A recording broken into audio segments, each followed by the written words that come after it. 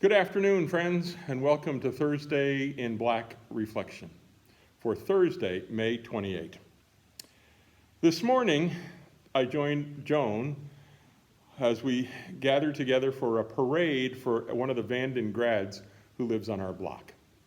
Jaden has worked with Joan and the other people at the Neighborhood Watch on the National Night Out events over the last couple of years. He's been their photographer, and he's done an excellent job taking pictures. So today, we stood across the street holding a sign with the Neighborhood Watch stuff on it, thanking Jaden as the parade went by, led by two deputies, Solano County Sheriff deputies, and lots of cars of family and friends. We all wanted to wish him the best of luck as he graduated and moves on to college in the fall. I tingled with emotion as those cars drove by. I flashed back to our birthday parade up here that you offered for us. Makes me feel good. However, I do know that this is not the way that he or his parents expected his high school graduation to be. We've had conversations in the past, and even this morning as I drove past their house and they were getting the final things ready. His dad said he really was hoping for something a little more grand than this. Simply pulling up, receiving his diploma, having a picture taken while they pulled the car aside, and then home. So let me offer a word of congratulations to the class of 2020, wherever you are. Whether that be 2020 from high school, college, grad school. I'm sure it's not what you expected, but let me congratulate you on behalf of the people of Shepherd of the Hills Lutheran Church. We share in your accomplishments, and I think most of us also share in your disappointment at not having a grander scale event than what took place. Word of congratulations also to the students who would have enjoyed their time of recognition at an award ceremony of some sort. Those students worked real hard all year long to earn a certain GPA or an honor that the school commemorates. Instead of the assembly where thousands of people would have been applauding and cheering, yay! You probably also had a drive-up moment with parents in a car. How exciting is that? Because I think sometimes the cheering of the crowd is way more important to us than a certificate or a walk across the stage. Well, you have our cheering for you.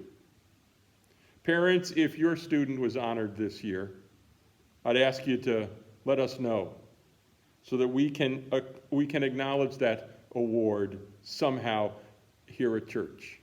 I'm not sure what that'll look like, but I believe we need to do something to honor your students. A word of congratulations also to those of you who would have been promoted as well this year.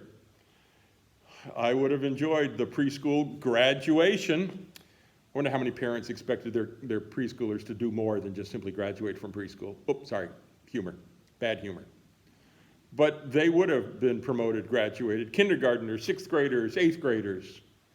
Now, I hear that some schools are planning some way of honoring and recognizing those accomplishments, and I hope you will celebrate as well as you can.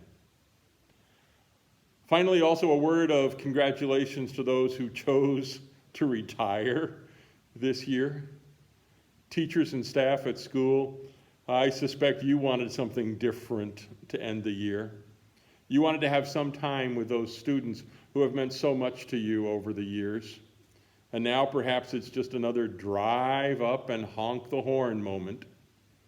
Maybe you even have to drive somewhere else to receive the recognition from a school district or a principal.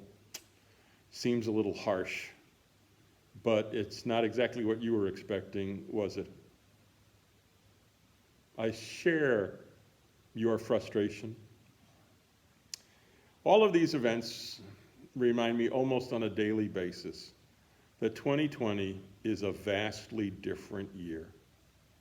We now have parades for birthdays, graduations, and who knows what other kind of events. I know that weddings have been scaled back, 10 or less.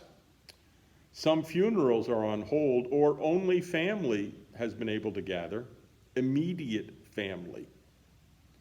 Those retirement parties, well, good luck having one. Family only, I guess.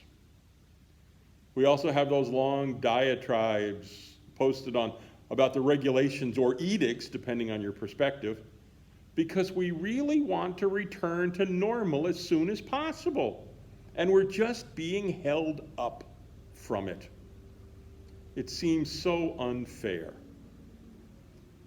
I remember back on March 15th when I asked how you were feeling about the looming future during our last in-person worship gathering so far this year. I remember we really didn't know what to expect then. We knew that the area school districts had closed until the end of March. Many of us thought it would be just an extended extra 2 weeks of vacation for students. How naive we were. Many of you said you weren't at all worried or stressed out about it. When I asked how were you handling the stress of the unknown, my wife, Joan, in typical fashion, said that I would most likely handle it the way I always do, joke about it. Humor is really important to me, and sometimes it's a bizarre, weird sense of humor. I know that, and I celebrate that. I enjoy the weirdness of my humor. It helps me knock the tension off the moment at times. Oh, I can be serious, and I am serious probably more often than many people know, but some holy humor is always good. With that in mind, my dear son told me how disappointed he was that he and Bryn were not able to give me my birthday and Father's Day gift this year. I wondered why they couldn't, since they were both working from home and being paid. So I bit on that comment and asked, why not? They canceled the US Open and I couldn't get you tickets. We're real sorry about that. For those of you who don't know, the US Open is a golf tournament. I'm not sure where it was going to be played this year in the United States, but he pretended. Holy humor in the midst of all the weirdness.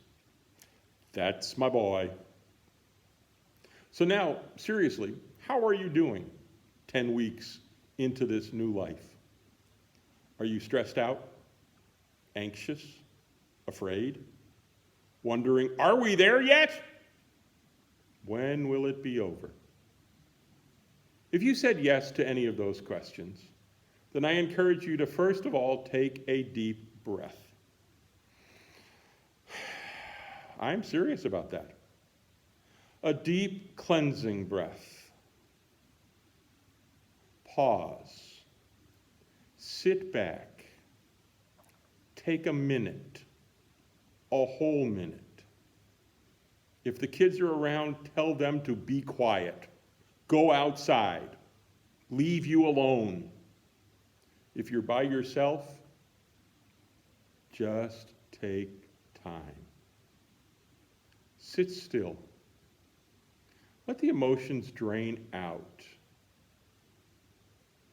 And know that at some future date, we will be celebrating with family and friends again. We will be standing in line waiting to get into our favorite crowded restaurant. We will be sitting shoulder to shoulder at baseball, football, and basketball games. The movie theaters will be full again. It won't take 3 weeks to get a haircut because everybody will have had theirs done already. Down the road, we will be back here for in-person worship at Shepherd of the Hills. Although I don't know that our numbers will be the same as they've been with our virtual worship services, but we will survive. And just maybe, we will have found some new, meaningful ways to celebrate life's milestones. Until then, I look forward to seeing you on Sunday morning in worship here, virtually seeing you. And I remind you to please wash your hands 20 seconds at a time under warm water. Afterwards, use those hand lotion to soften them up again. Don't touch your face and eyes. Stay home if you're sick. We all know that now. We've heard it enough times. Practice the important social distancing. And of course, Sergeant Esterhaus dismisses us from my reflections with those words, be careful out there.